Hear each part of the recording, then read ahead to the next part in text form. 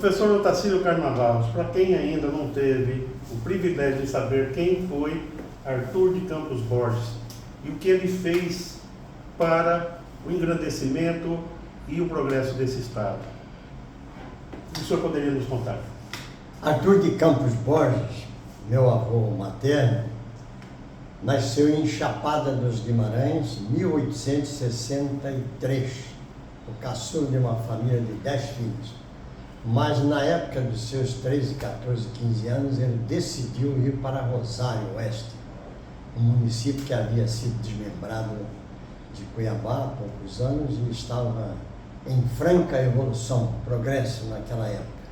E lá ele foi paulatinamente, ao lado de irmãos, se tornando um pequeno agricultor, pecuarista, industrial, entrou na atividade de extração do leite das seringueiras, a borracha, e fez uma viagem histórica, pioneira, indo de Rosário Oeste até a cidade de Santarém, ao lado de mais 33 pessoas. Ele era de número 34. E com apenas 33 anos de idade, ele foi o comandante dessa expedição, subindo o rio Cuiabá, transpondo a Serra de Nobres, caindo no rio Estivado, do Estivado no rio Arinos, do Arinos no Juruena e do Juruena lá no pico do estado do Mato Grosso, onde o Juruena encontra o Telespires, formando o Tapajós. Ele prosseguiu a viagem e em Santarém, recebido na barranca do rio Tapajós, por aqueles comerciantes da época, ele foi quase que ovacionado, porque era uma coisa, um feito extraordinário naquela época, naquelas condições. E ele vendeu toda a borracha, certamente pediu um barco maior emprestado e entrou no Rio Amazonas, indo até a cidade muito famosa de Maués, que é tradicional produtora do Guaraná de ralar. Comprou o Guaraná e voltou e se despediu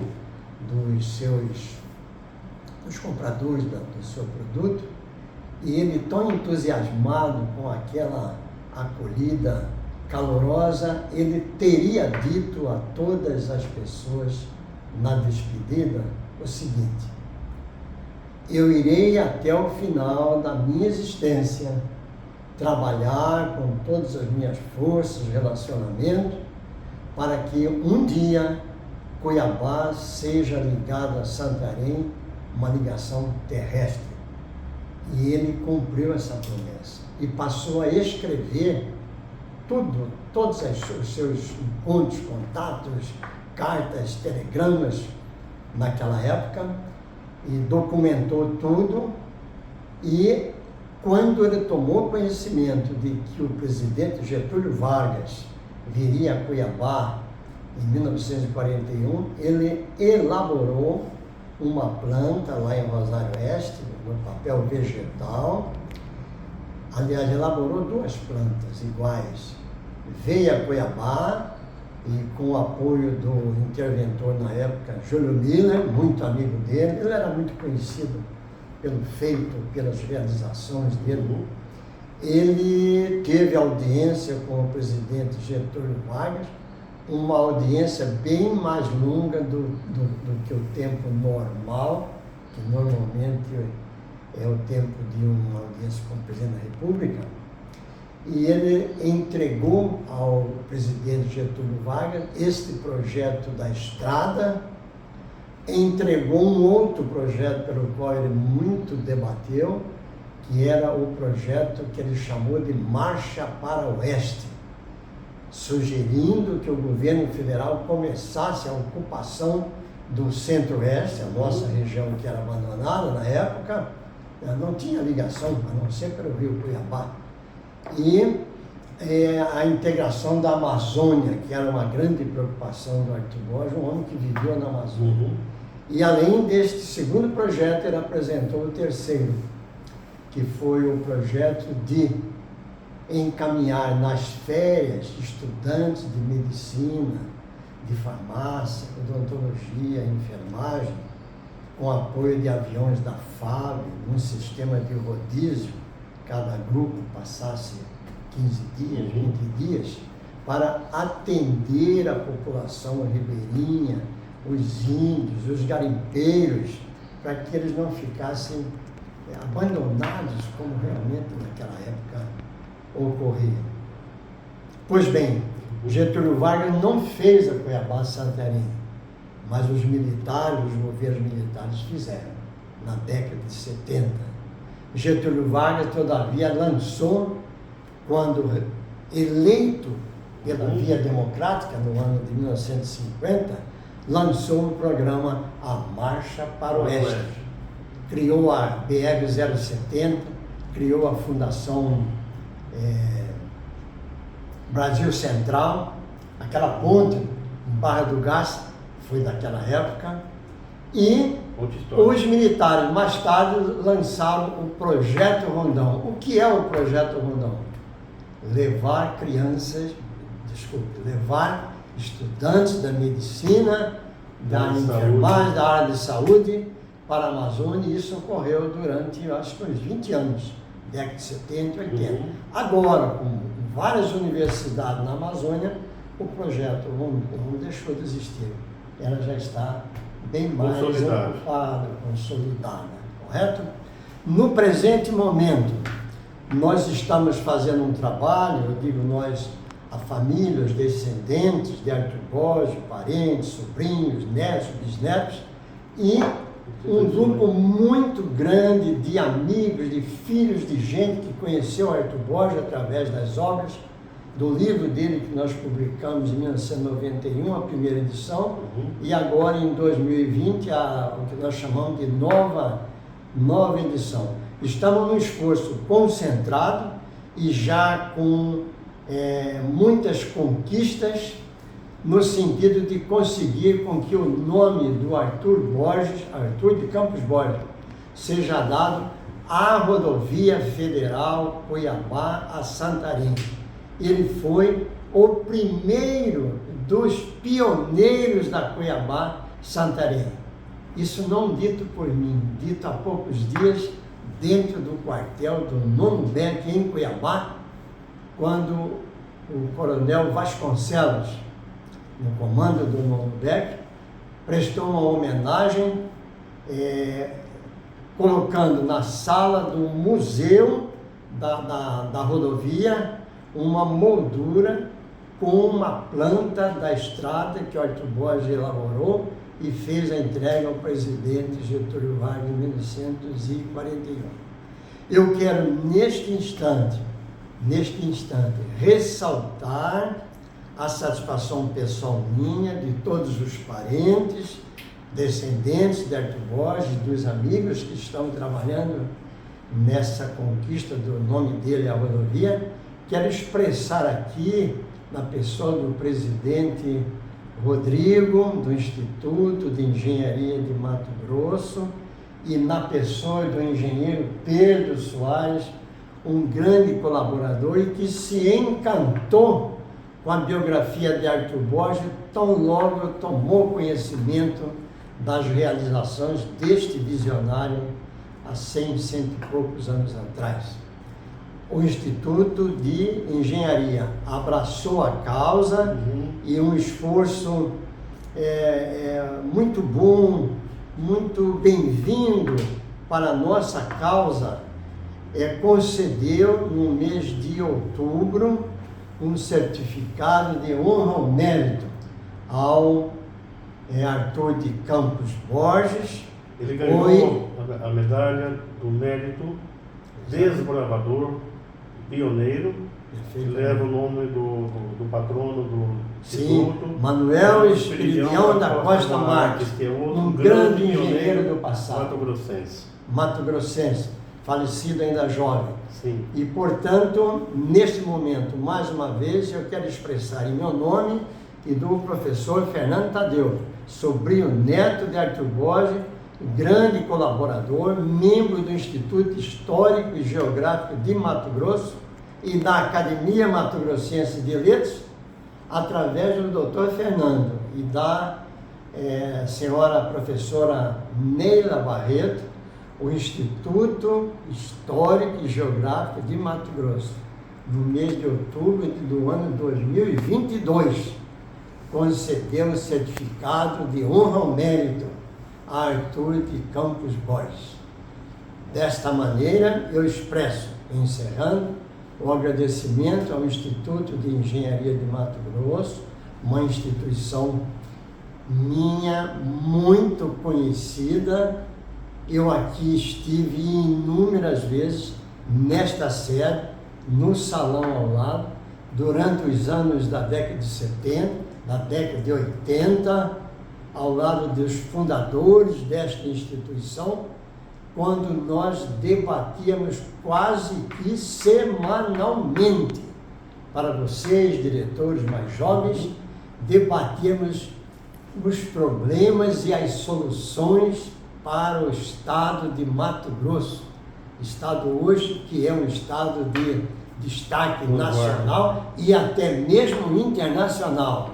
Mas naquela época era um estado rico em riquezas minerais, vegetais, animais, mas isolado. Sim.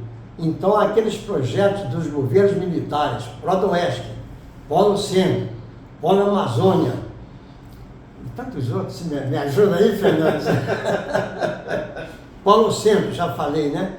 Todos eram debatidos aqui por engenheiros agrônomos, engenheiro civil, engenheiro químico. Esta sala tinha manhã que não cabia de gente interessada em debater os problemas de Mato Grosso. O Instituto de Engenharia de Mato Grosso, eu sou testemunha disso, deu uma grande contribuição ao desenvolvimento deste estado, notadamente nas décadas de 70 e na década de 80. E eu, neste instante, diretores do Instituto, eu tomo a liberdade, já nos meus 82 anos, com a experiência acumulada, de ressaltar para vocês a necessidade. Eu pouco conheço o trabalho de vocês mais jovens à frente do Instituto nos últimos anos, mas eu ficaria muito feliz se esta instituição voltasse a trazer para a sua mesa redonda, para o seu salão, o debate de tanta coisa importante que está ocorrendo neste estado e que eu considero o Instituto de Engenharia, pelo passado dele, pela contribuição já dada, e agora com mais engenheiros atuando, um número maior, vocês poderiam trazer para cá o debate desses grandes problemas de Mato Grosso. Nós estamos com 3 ferrovias sendo projetadas, parte iniciada, parte no papel, parte bloqueada, porque vai passar por área indígena, uma série de problemas para serem resolvidos, para que esse estado se transforme não no 5º, 6º que ele já é em economia, mas que ele dispute com o estado de São Paulo a liderança dentre as demais federações. Nós temos aí o tal do VLT, BRT, uma coisa que não tem fim de discussão e que precisaria ter. Não estou dizendo que nós é que vamos resolver o problema, mas nós vamos contribuir. E a palavra do Instituto de peso, da diretoria, numa Assembleia Geral de Engenheiros, qualquer autoridade que vai ter que tomar a decisão pensaria 2 vezes para ver que opção ele vai tomar. E eu tomo a liberdade também, agora eu já estou plagiando o Arthur Borges. Nas vésperas dele ter o encontro com Getúlio Vargas, isso está no livro, viu? Tudo dele era por escrito. Ele foi entrevistado, ele e outras pessoas, pelo jornal da época, O Operário. E o jornal perguntou a ele, Coronel Arthur Borges, como ele era conhecido, né? Se o senhor fosse prefeito de Cuiabá, quais seriam as suas prioridades? Isso dia véspera do encontro, que foi dia 6, dia 7 de agosto, 41, deve ter sido dia 5, dia 4. Quais são as suas prioridades para a capital do estado? Você imagina como que Cuiabá era naquela época, 1941. Ele sorriu e falou, eu não tenho idade nem para sonhar ser prefeito de Cuiabá. Mas eu tenho algumas sugestões. Primeiro, Cuiabá tem um riacho lá no sul da cidade e um no norte. Faça um projeto para ligar esses dois extremos. Mas uma pista larga, longa, porque esta cidade vai ser grande em futuro próximo. E desviem do morro, que era o morro chamavam Morro da Luz, porque tinha uma casinha de luz naquela época. Hoje é conhecido como Morro do Augusto. Né? Desvie, quer dizer, respeita o meio ambiente. Sim. Cuiabá tem um riacho que corre da região leste e entra no rio Cuiabá na região oeste. Tubule este riacho e façam de um lado uma pista larga, do outro lado outra pista. E já deixe uma fundação para fazer a terceira pista superior, porque a cidade vai precisar dessa terceira pista, por fluxo de carro. E outras coisas mais. Mas uma coisa importante que eu sempre ressalto, ele diz o seguinte, façam um estudo técnico, viabilidade técnica, no sentido de desviar por um canal que virá por gravidade, porque o rio, aqui de cima é a cidadezinha de Chapada, lá em cima ele é Teles Pires, aqui ele tem o nome da cidade, daqui a pouco eu lembro. Faz o estudo, viabilidade, para por um canal por gravidade descer e a água entrar numa das 3 bacias do rio Cuiabá. O Cuiabá tem 3 formadores. 3 bacias formadoras, lá em cima. É tudo no pé de serra, certo? Porque este rio Cuiabá, no futuro, não terá água suficiente para atender às múltiplas necessidades das cidades que dependem da água deste rio. O que é que nós estamos vivendo agora? Se não fosse manso, já tinha acontecido. Já tinha acontecido. Manso, na hora que o Cuiabá está muito baixo, solta um pouco para dar uma desafogada, aí recua. Sem dúvida. Fica uma sanfona, vai e vem. Agora, esse estudo não foi feito ainda.